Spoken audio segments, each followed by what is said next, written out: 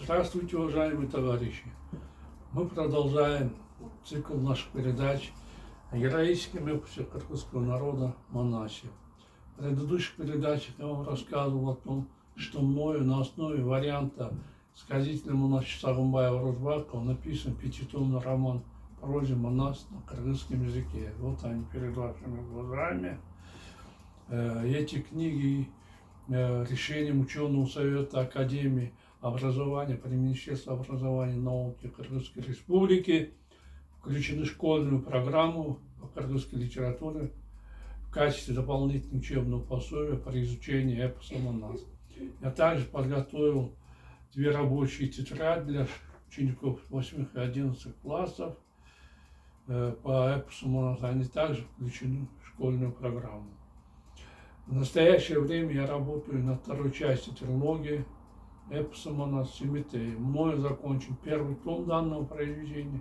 Сейчас идет работа над 2-м томом. О высоком качестве моего романа свидетельствует тот факт, что моя книга, 1-й том моего романа «Манас» на узбекском языке включен во всемирную 100-томную антологию «Жемчужины тюркской литературы», изданную в прошлом году в Узбекистане. В этой антологии в 88-м томе опубликован 1-й том моего романа. Перевод на узбекский язык осуществил известный узбекский писатель, поэт Рахим Карим. Я также перевел свою книгу сам на русский язык, и он тоже скоро будет выпущен. Кроме этого, я также дал переводчикам перевести 1-й том моего романа на турецкий язык. Кроме этого, я все эти электронные варианты своего романа на русском, кыргызском, узбекском и турецком языках выставил для продажи на своем интернет-сайте epos-manas.com. Кто желает, тот может приобрести там указанное произведение. Кроме этого, я вот в течение нескольких месяцев выступаю с этими видеороликами на русском и кыргызском языках, где рассказываю об эпосе Манас, читая отрывки своего одноименного романа. Надо сказать, что мои видеоролики на русском языке сопровождаются субтитрами на 112 языках мира.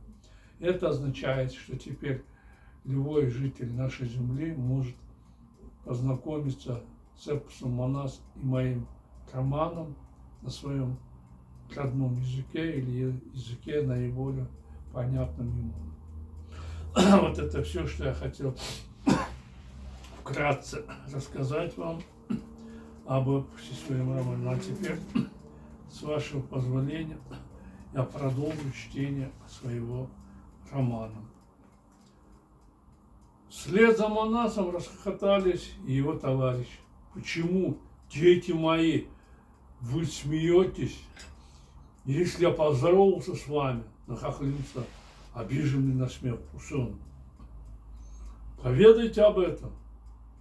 Вы откуда будете? По внешнему виду похожи на каракыргызов. Не так ли? Богатыри, ненароком обидев смехом старика, пришли в замешательство, прекратили смеяться. Послушайте, уважаемый, примирительно сказал Бакай, не сердитесь. Причина нашего смеха над вашим ответом состоит в том, что мусульмане приветствуют другим словом «салам». Если кто-то не ответит на него, это считается смертельным оскорблением и может привести к большим неприятностям. А как я должен был вам ответить, удивился Кускаман. По нашим традициям на ассалам алейкум надо отвечать алейкум ассалам. Я теперь все понял. Уважаемый, а вы сами откуда? В свою очередь задал вопрос Бакай. Вы говорите по-кыргызски. Кто вы? Вспомнив прошлые тяжелые дни, старик горько расплакался.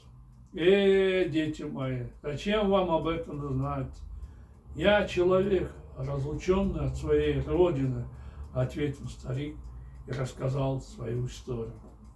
Вот так, сынки мои, закончил свой рассказ Усон. Калмаки выгнали меня из родных мест, надев на голову мешок, завязали глаза, не показывая белого света, отвели в Жушу. Когда мне исполнилось 60 лет, услышав, что Манас вырос богатырем, живет в Алтае, я воспрял духом. Затем стало известно, что он поехал в Анжиан, прогнал Алуке, разгромил немало калмаков, китайцев, стал править Пакистаном. Решив поехать к нему, я вместе со своими сыновьями отправился в путь. У нас в Жуше очень тяжелые погодные условия. Там только 2 месяца бывает тепло. В остальное время властвует зима, поэтому очень трудно жить там. Родственники никогда не отрекаются друг от друга, хотя иногда могут обижаться. Надеясь, что сын моего брата Манас, хотя стал всемогущим ханом, не станет унижать меня, признает своим родственникам, я еду к нему. Увидев живым дядю, которого все считали мертвым, Бакай заревел от восторга. Схватив Усона за шею, он громко расплакался. Старик, не узнавший его, очень удивился этому. «Сынок, почему ты плачешь?» — ласково спросил он. «Не плачь, скажи мне своей печали». Кыргыл, стоявший рядом с рыдающим Бакаем, вступил в разговор. «Дядя, вы пришли на свою землю и нашли своих племянников», — взволнованно произнес он.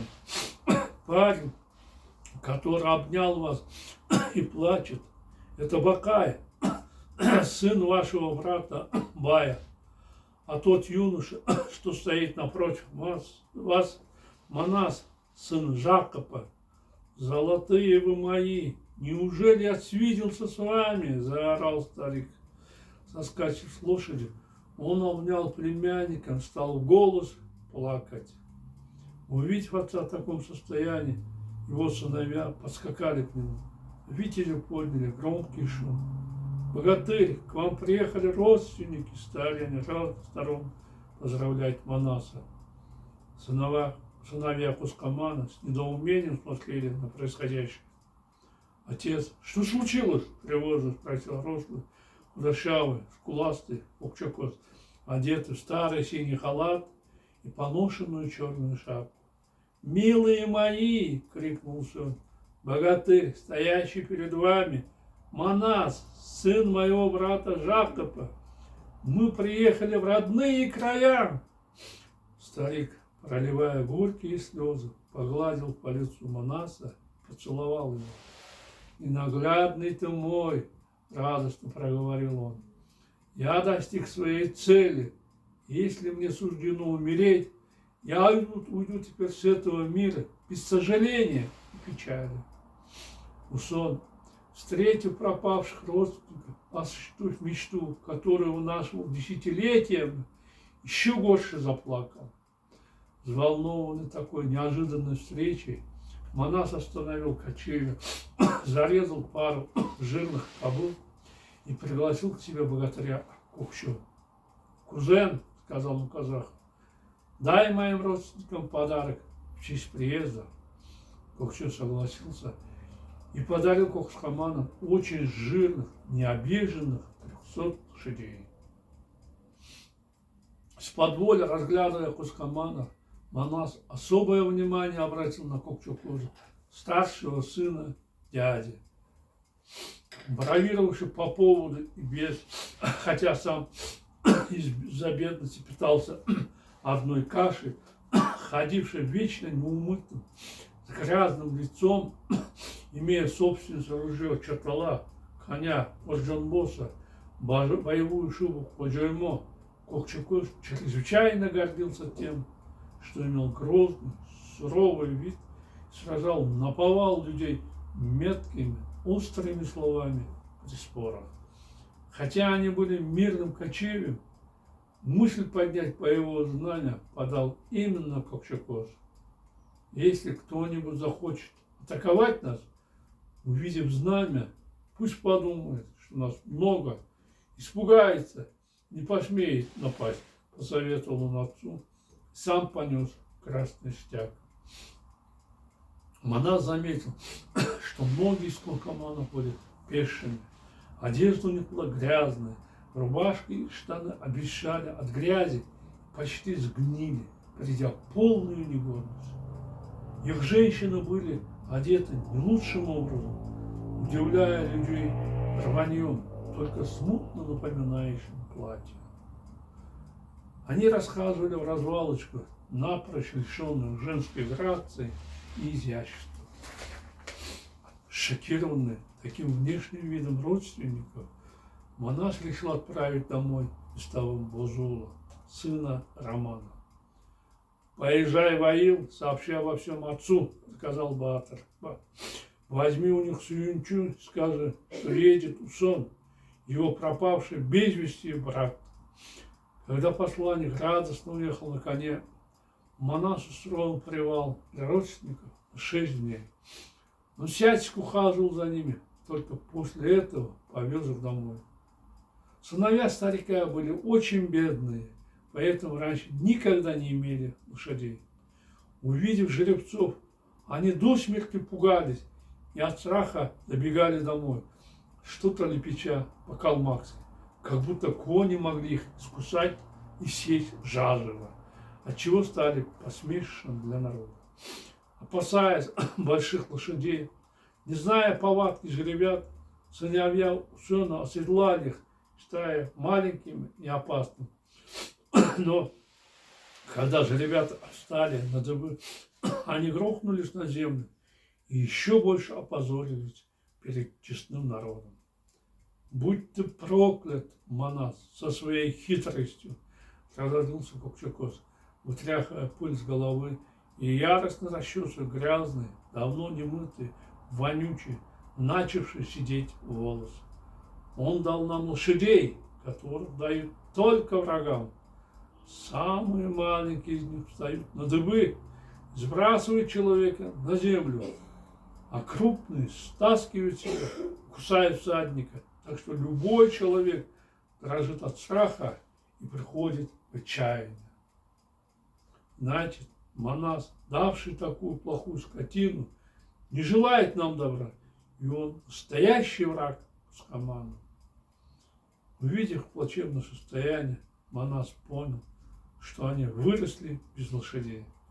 «Каковы ваши родственники?» – шутливо крикнул Карлучал, подскакав к нему. Видимо, они никогда раньше не видели коней. Остальные богатыри громко засмеялись и оскорбительными словами. «Хватит! Прекратите смех!» – гневно нахмурился разозленный Манас. Поняв свою оплошность, богатыри сразу перестали смеяться. «Вот сволочь!» – зло подумал Кокчекос. «Каков притворщик!» Делая вид, что проявляет заботу, Манас навязывает способных убить нас коней. Чтобы спасти родственников от насмешек, Манас приказал нескольким казахам во главе с Джоранчу в течение 6 дней обуздать лошадей. На 7-й день они оседлали их, посадили на них новых родственников. Разглядывая уши, копыта коней, сыновья старика начали горевать, думая, что им гораздо лучше ходить пешком. Как бы они ни боялись, дети Усена были вынуждены сесть на лошадей и отправиться в путь. «Дядя», — сказал Манас Усону перед дорогой, — «сейчас поедем в Алай, встретимся с родным народом». «Я согласен», — ответил старик, в сопровождении богатыря отправился на родину. Когда они ехали, им встретился вестовой от Мушоя, который сообщил плохую новость. «Повелитель», — произнес рослый, смуглый вестовой, — «на народ Катагана напал богатырь Куркур из Угана, Афганистана, и прогнал их в пустыню Жазиры. К нему присоединились кипчаки, каракалпаки и перебили немало наших людей».